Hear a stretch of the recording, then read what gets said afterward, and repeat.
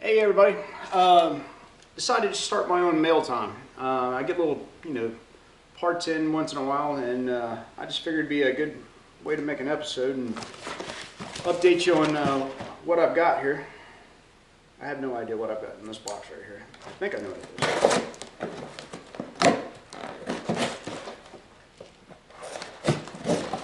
it is. See what new parts I got for the box camper. Ah, here we go. Something much needed. That came in pretty quick. This is for my sink, and it's a 90-degree drain, and I think it's an inch and a half drain, and it should fit that sink I bought. It's got 1-inch outlet right there. So yeah, that ought to work out pretty well. I'll try it out in a minute. And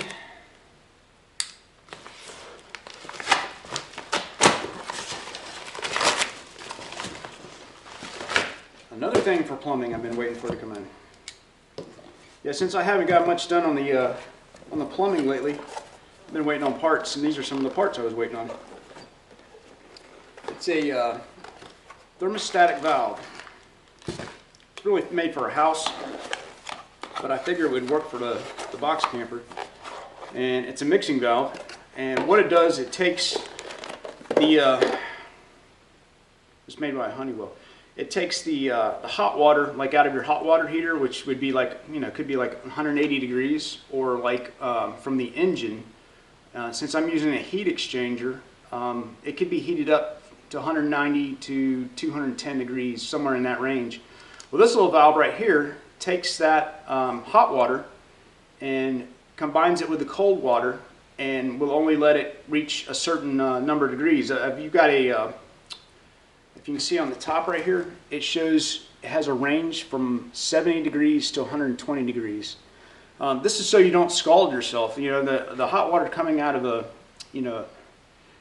engine, could be 190 to 210 degrees, and you wouldn't want to burn yourself. So what I'm going to do is have that mixed with the cold water, and it will come out in my shower between 70 and 120 degrees, and this is adjustable.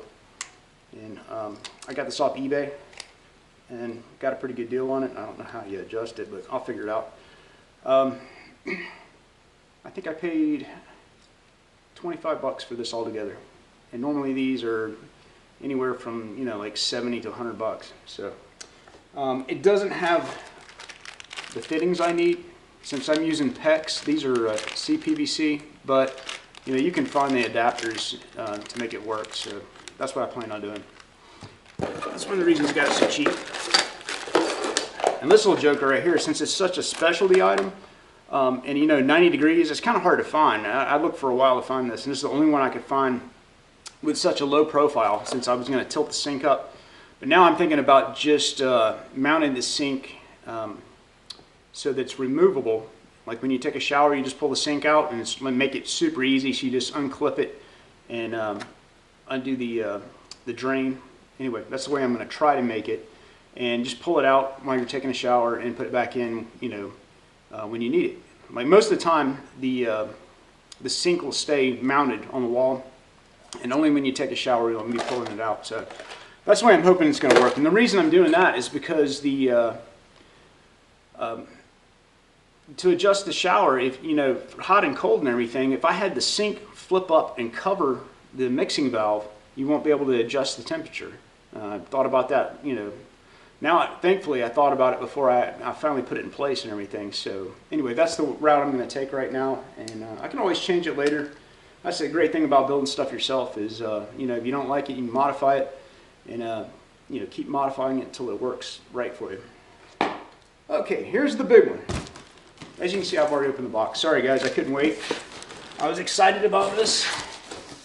I know I told you an episode or two back that I had found a good deal on a used set of brackets.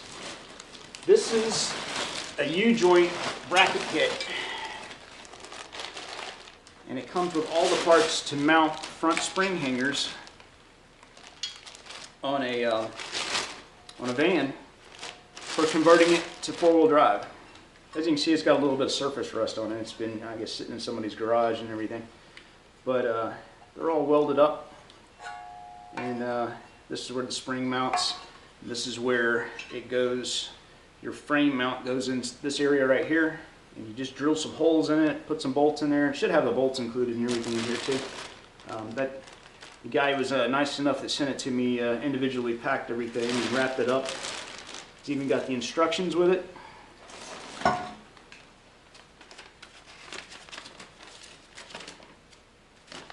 Four-wheel drive conversion instructions. Anyway, this is just for the front end. And interesting enough, I was going to buy the springs from the guy too. And we had it all lined up that I was going to buy the 4-inch lift springs for the front. That allowed me to put 33-inch tires on the front of it. And he went to go ship them. And the shipping was going to end up costing as much as I was going to pay for the springs. Excuse me. So we just kind of backed out of that deal. He's in California, I'm in Georgia, and unfortunately it didn't work out.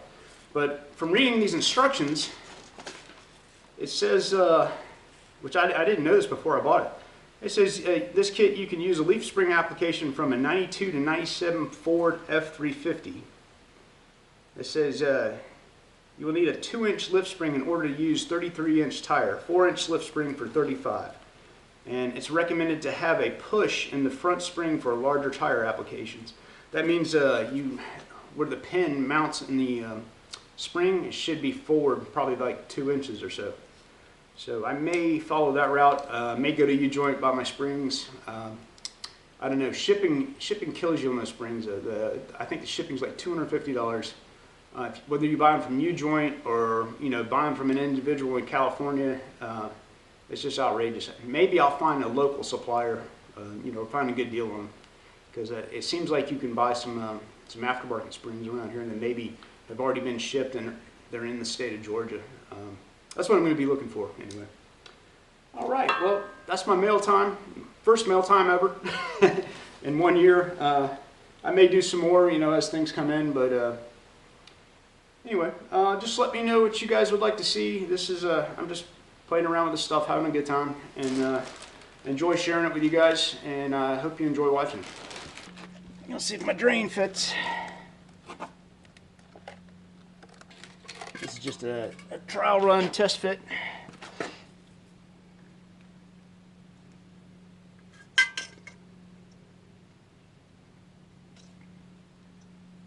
Go back, maybe put some sealant on it later.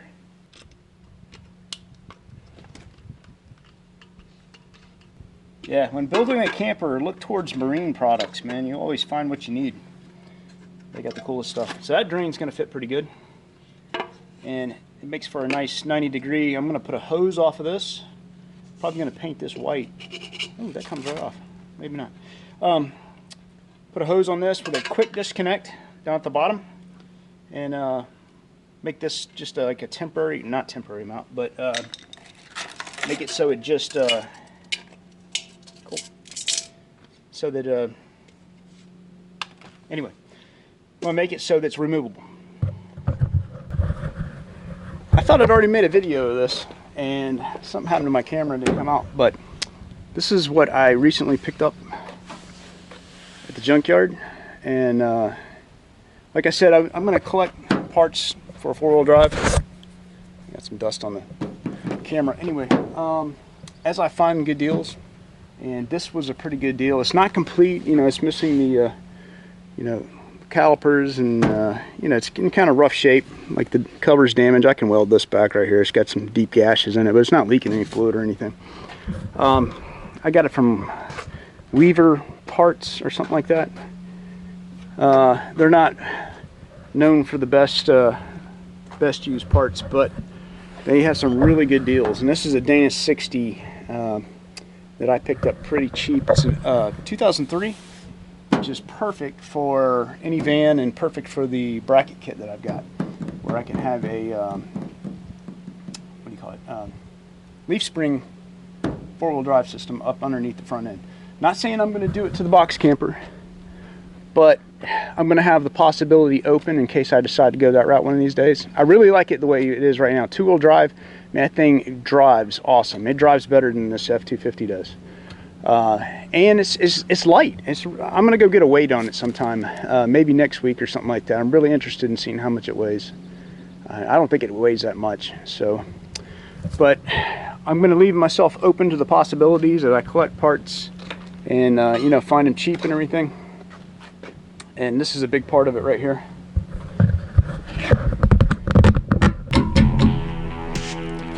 This thing weighs like 500 pounds. 400 or 500 pounds, something like that. I know it's not light. It's been a long time since I've lifted one of these out of the back of a truck, so hopefully I'll remember how to do it without dropping it.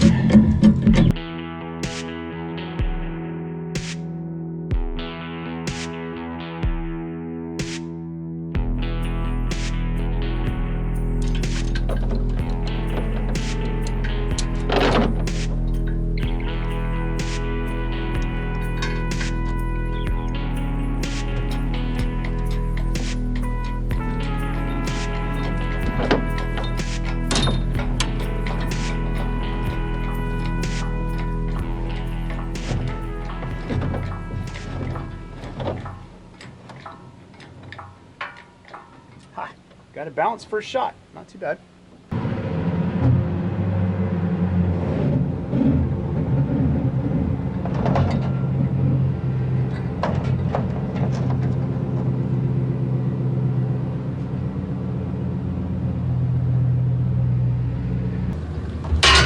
This is how my garage ends up with a bunch of junk.